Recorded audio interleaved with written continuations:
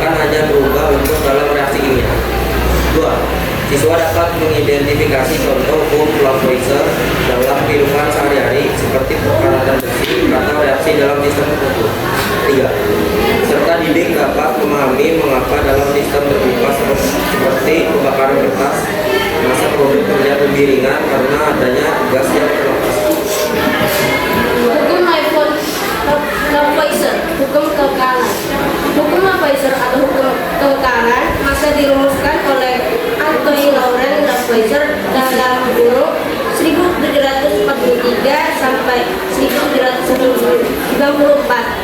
Ia adalah ilmuwan asal Prancis yang pertama kali membuktikan melalui percobaan ilmiah bahwa massa zat sebelum dan sesudah reaksi kimia tetap sama jika dilakukan dalam sistem tertutup.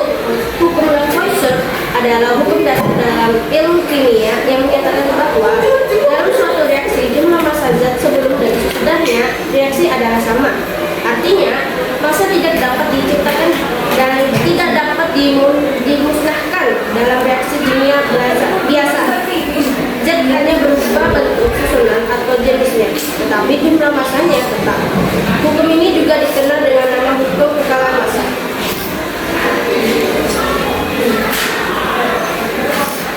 Contoh penerapan hukum Lavoisier.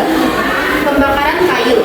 Ketika kayu dibakar, kayu tidak benar-benar hilang. Kayu mengalami reaksi kimia dengan oksigen yang terdapat di udara.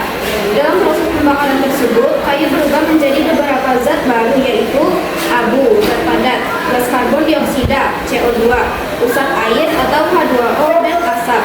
Jika kita hanya memperhatikan sisa abunya saja, massa abu memang tampak lebih kecil dibandingkan massa kayu sebelum dibakar. Hal inilah yang dahulu membuat orang mengira bahwa sebagian massa kayu telah hilang. Namun sebenarnya massa tersebut tidak hilang. Massa kayu berubah menjadi gas dan uap air yang terlepas ke udara.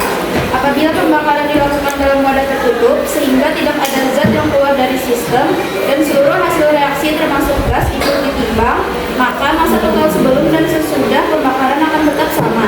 Secara sederhana dapat dituliskan kayu tambah oksigen menjadi abu, ditambah gas karbon dioksida dan uap air.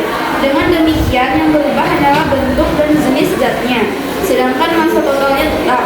Hal ini membuktikan kebenaran hukum Lavoisier atau hukum kekekalan massa. Contoh pertama soal hukum Lavoisier. Dalam wadah tertutup, 4 gram logam natrium dibakar dengan oksigen menghasilkan natrium oksida. Jika massa natrium oksida yang dihasilkan adalah 5,6 gram, berapakah massa oksigen yang dibutuhkan? Diketahui massa natrium sama dengan 4 gram, massa natrium oksida sama dengan 5,6 gram.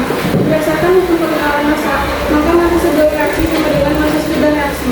Maka persamaannya adalah massa natrium ditambah massa oksigen sama dengan massa natrium oksida. Lalu cari massa oksigen. Massa oksigen sama dengan massa natrium oksida dikurangi massa natrium sama dengan 5,64 gram dikurangi 4 gram sehingga diperoleh 1,6 gram.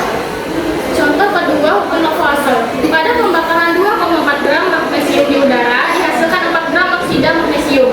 Berapa gram oksigen yang terpakai dalam reaksi itu? Diketahui massa magnesium sama dengan 2,4 gram. Massa magnesium oksida sama dengan 4 gram. Berdasarkan hukum kekekalan massa, massa sebelum reaksi sama dengan massa sesudah reaksi. Massa magnesium ditambah massa oksigen sama dengan massa magnesium oksida. Massa oksigen sama dengan massa magnesium oksida saat dikurang massa magnesium sama dengan 4 dikurangi 2,4 gram. Dihasilkan 1,6 gram.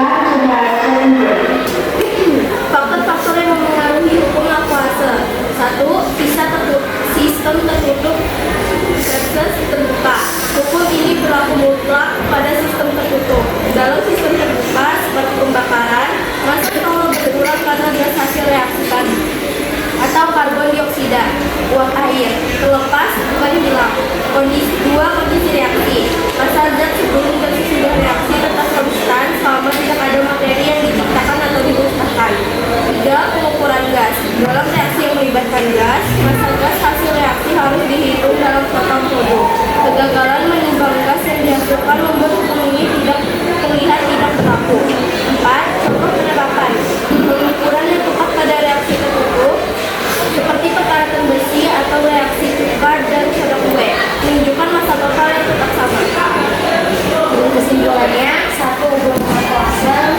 menegaskan bahwa dalam setiap reaksi kimia yang berlangsung dalam sistem tertutup, massa total tetap dan tidak berubah.